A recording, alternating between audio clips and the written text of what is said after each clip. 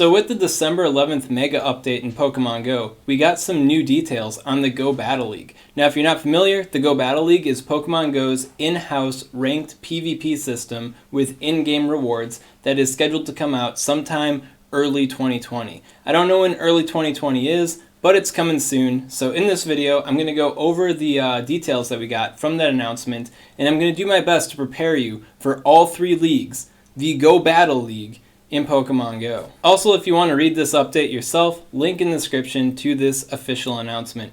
So, starting out, first juicy piece of detail we got is that battles will take place in all three leagues, Great League, Ultra League, and Master League. However, only one league will be available at any given point in time, and they will rotate throughout a season.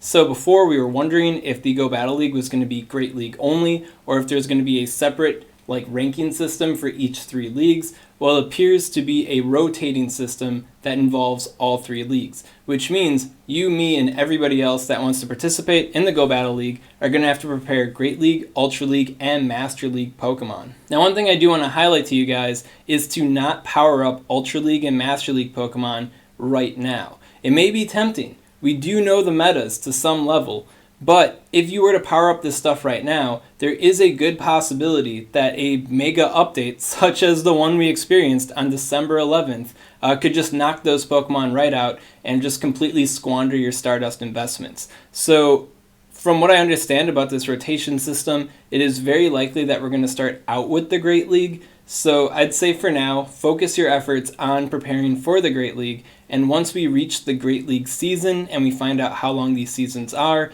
and most importantly, what these rewards are and how to rank up, let's focus on all of that and get all that information first before we start dropping Mega Stardust investments on Ultra League and Master League Pokemon. Next piece of information we got is as you win battles throughout the season, your rank will increase, even as the Go Battle League rotates between leagues. You will start at rank 1 and work your way up to rank 10. Once you reach a new rank, you can't drop below it for the rest of the season. A higher rank means better rewards. And then to add to that piece of information, once you reach rank 10, measure against the best with your battle rating. Wins increase your battle rating, while losses cause it to drop. So between this, from my basic understanding about how most ranked systems and games work, as long as you put in the bare minimum amount of effort, like you actually try to increase your rank, getting to rank 10 probably won't be that hard, and maintaining rank 10 won't be that hard either. You just have to put in the bare minimum of effort, maybe use the right kind of Pokemon, but have a general sense of what's going on, and you should be able to reach rank 10 and get the maximum amount of rewards from that per each season. Right now we don't know what the rewards are, but I'm highly expecting that the rewards will have to do with Mega Stardust, because obviously it costs millions of Stardust to power up Pokemon for all three leagues. So if they want to keep people in their little game here, they're going to have to fuel them some Mega Stardust, you know what I'm saying? At any rate, after rank 10, then we get into the whole battle rating system. And I honestly wouldn't be too surprised if we got additional rewards based on our battle rating, because that's how other games do it, right? But of course, I don't know for a fact what's going to be going down with that, how hard or easy it will be to get to rank 10, or what exactly those rewards are going to be. So obviously, we need that kind of information in a later update. And then finally, you cannot use 2 or more Pokemon that are the same species on your team. So basically, you can't have 2 Venusaurs, you know what I'm saying? That's pretty obvious. That's pretty basic. I mean, we don't want to have all Giratina altered form teams in the Ultra League. Know what I'm saying? So that's fine. Now, there is another mega key piece of information that we do not have from this update. Aside from the rewards, one massive thing we need to know is what kind of battle format we're going to be approaching here. So PvP in Pokemon Go is 3 versus 3 single battles, right? But if you look at the Silpharina style, which is based off the main series game's Battle Spot singles, you can see your opponent's team of 6, and you have a team of 6, and then you pick 3 of your Pokemon based off of that to kind of metagame your opponent a little bit there. That works out pretty well because it brings some more ingenuity into it. But if we end up with a blind metagame where you just pick 3 Pokemon and you're up against your opponent's random 3 Pokemon, whatever they're bringing, well, I feel like the metagame will be a lot more concentrated on what the most optimal picks are. Because if you try to get some variance in your tight group of 3 against a mystery team, well then, the far off the beaten path you go, the more chance you have to get beaten. Know what I'm saying? But if it's a 6v6 scenario where you pick 3 based off your opponent's 6, well then you can get a little bit more spicy with that one. So before we go too ham into trying to predict these metagames or which Pokemon you're going to be preparing and stuff like that, I think we do need to know how this metagame is going to take place. At any rate, I'm happy to give you some simple tips on which Pokemon to look out for in all 3 leagues to prepare for the Go Battle League. Once again, I do want to emphasize to not power up these Pokemon immediately, to wait until the time comes where you actually need to use them to power them up, because there's a lot of changes that could take place between now and when you'll actually use these Pokemon. And while these picks, I do feel, are the safest picks possible for each possible league, things can change. Everything is always subject to change. They could make their best moves the worst moves in the game, just like that. So don't get too hyped about these picks, but do be aware of them. To help guide this information along, I'm going to be using the ultimate PvP resource tool, PvPoke. Yeah, so starting out, we got the Great League here. Now, there are tons of options that work out really well in the Great League. However, there is only one Pokemon that I feel like cannot be replaced, cannot be altered, and is a quintessential member of the Great League. It's not the number 1 option, it's not the number 2 option, it is the number 3, the Azumarill. Yeah, so ever since PvP came out, Azumarill has been the top Pokemon in the Great League in some way or another. And when it does come to Azumarill, its role cannot be replaced. You have Registeel here, other Steel-type Pokemon can do its job. You got Altaria, other Flying-type Pokemon can do its job. But nothing in the Great League, so far as I'm aware, can really do Azumarill's job as well as Azumarill can do it. So definitely the number 1 Pokemon to pay attention to for the Great League. Now, if you're not aware, IVs can be really important in the Great League and in the Ultra League. The reason why is because the attack stat in Pokemon Go has a higher weight on your CP than defense or stamina do. And all 3 stats are equally important for success in PvP.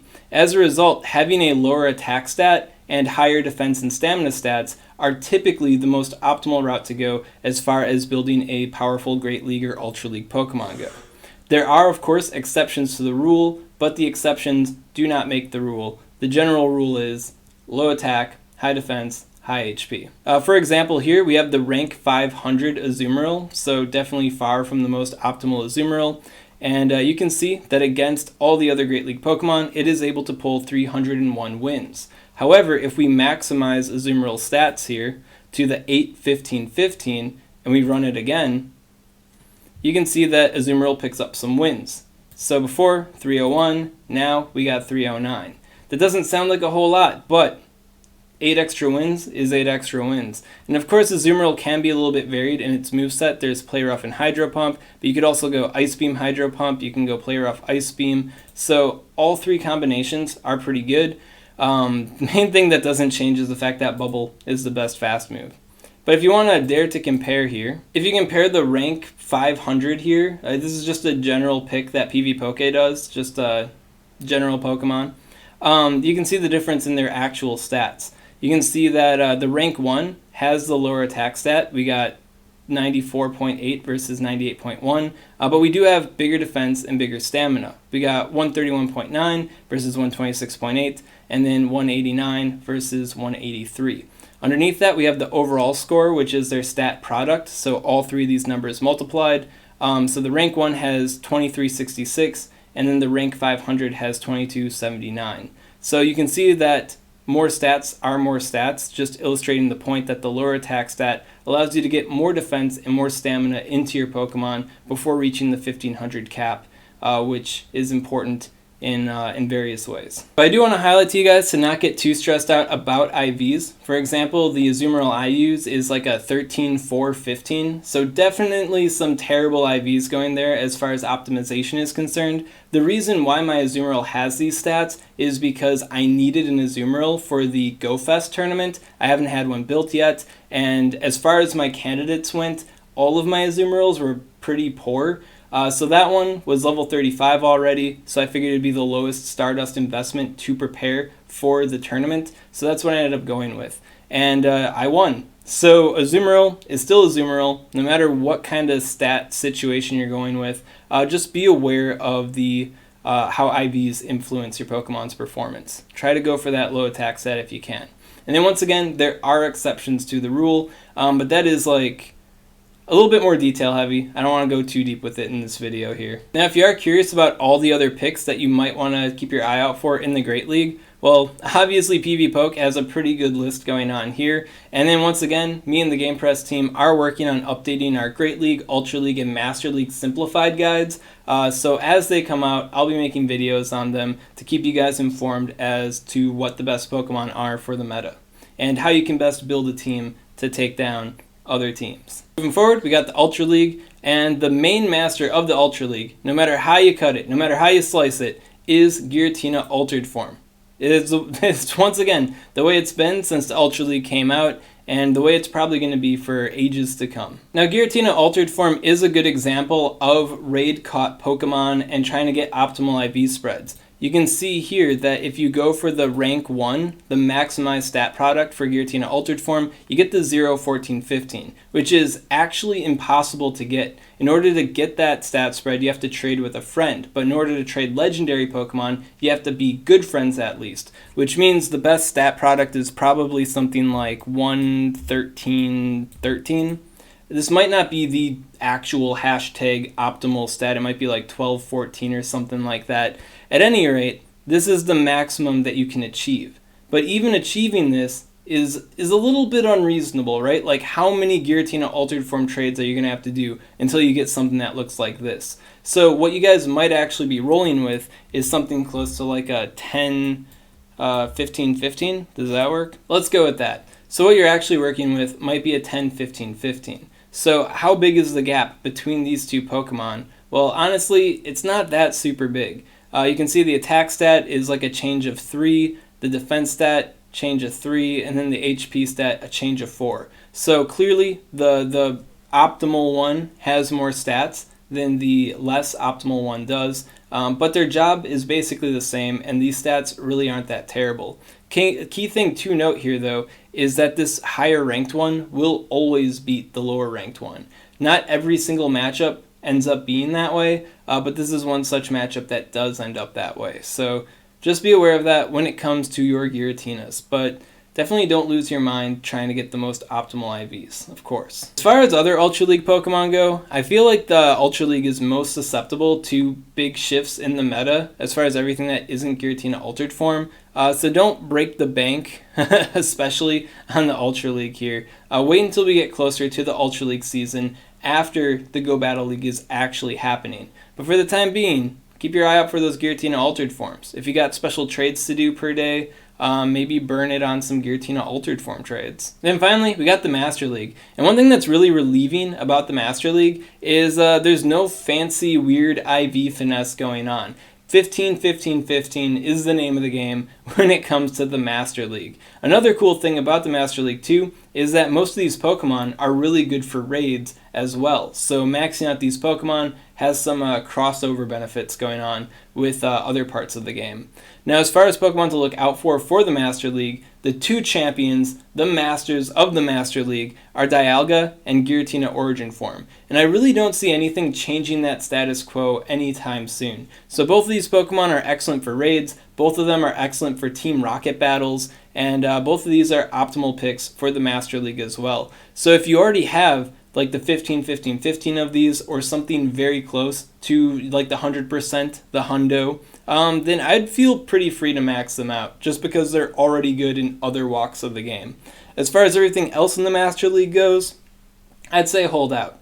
Once again, I do have the strong suspicion that the reward system is going to be a heavy Stardust payout, or at the very least we're going to have some events coming up that will reduce the cost of PvP for us so we can actually have stuff for the Go Battle League. So it would be a waste of just to start moving these things immediately and maxing them out immediately when there could be a levied cost coming up in the near future. And that same sentiment goes to every single Pokemon you might look into powering up for the Go Battle League in the now. wait until we get more details, wait until we actually know what these rewards are, wait until you actually need to use these Pokemon before flipping the switch and dropping all the Stardust on them. So you might be thinking, well, Ryan, Swag, how am I supposed to prepare for battle if I don't even have practice battling? Well, that's the genius thing about PvPoke here. Yeah, they have this training feature. So you go to the training feature, you can use 3 Pokemon. Let's say we're doing Great League, so we're using like, I don't know, man, Azumarill and Altaria and Registeel. Let's keep it super basic, right? And then here, you can select your opponent. Here we're doing the Great League. You can select the difficulty on it, so Novice, Rival, Elite, Champion. I'd say Rival and Novice can do some weird stuff sometimes, so sticking with Elite or Champion might be the best way to go about it. And then for the team selection, you can go up against a random Great League team, or you can manually enter in your own opponents that you want to fight. So if you're like, man, I want some more experience fighting against like an Altaria Skarmory team or something like that, well, then you can manually enter that in. Or maybe you want to practice having a losing lead scenario, well, then you can also add that in yourself. At any rate, really nice tool here. And I'm on desktop right now. I'm going to tell you that this works way better on mobile because you can actually like tap your screen. But just to show you what it's like, it's just like PvP on the game. I'm going to click auto tap here so I don't have to click a whole bunch. But yeah, you tap on your screen and the taps will correlate with a fast move. You can see that you're building up to your charge moves here. You can use a protect shield. This guy's probably going to use Mud Bomb, so I'm not going to protect it. It's a Mud Bomb. And you can even swap out your Pokemon if you want to. Everything here functions exactly as it does in the main game. So if you want a way to practice, this is definitely a way to practice. And then as far as the AI is concerned, the AI is actually really wicked smart because the PvP in Pokemon Go isn't exactly complicated. Yeah, I'm just going to click on this little bunch there. Alright, so yeah, I'm using the charge move here. You do notice that there's a little delay here, and that is because I am using it on desktop, and I got like the auto tap going. So definitely a lot more smooth on the cell phone. But yeah, no, exactly like how PvP takes place in Pokemon Go, getting you geared up for every single league against a relatively competent opponent. So that's all I got to say about the Go Battle League. Definitely don't prep your Pokemon right now. Just keep your eyes out for the optimal picks. Maybe trade with your friends to try to get better IV spreads, but don't flip the switch on dropping your Stardust because PvP can cost millions and millions of Stardust to prepare Pokemon, and it would really suck if you prepped a whole bunch of Pokemon and you couldn't even use them because the metagame updated in some way that throws them way out of favor. Now if you do want to get some experience in battling, the PvPoke Battle Trainer, definitely a great resource to use for anybody that isn't sitting on like 5 million Stardust to power up whatever they want to at any point in time. That's what I do, that's what a lot of people do, and I think that'll serve you the best in the long run when it comes to preparing for the Go Battle League. Now, if you got any questions on this content, definitely comment below and let me know, and I'll do my best to help you out. And if you enjoyed this content and you want to see more like it, maybe you want to see my updated Great League, Ultra League, and Master League guides, well, make sure to subscribe to SwagTips. SwagTips. Additional tip. If you are looking at Pokemon that have a baby form, the baby form only costs 10,000 Stardust to get the second move. So if you're considering a Pokemon like Azumarill that has a baby form called Azurill, well, trading Azurills with your friends to try to get the optimal IVs, that might be the better route to go because unlocking the second charge move is going to cost a lot less. However, do keep in mind that optimal Azumarills do have to be maxed out. So if you got like a level 30 plus Azumarill, well, the Stardust cost to power up the babies up to level 40 versus the gap that's already filled by your Pokemon being like level 30 to level 35, that could outweigh the secondary charge move unlock cost that's going on. So keep all of this in mind when you are preparing your Pokemon for PvP.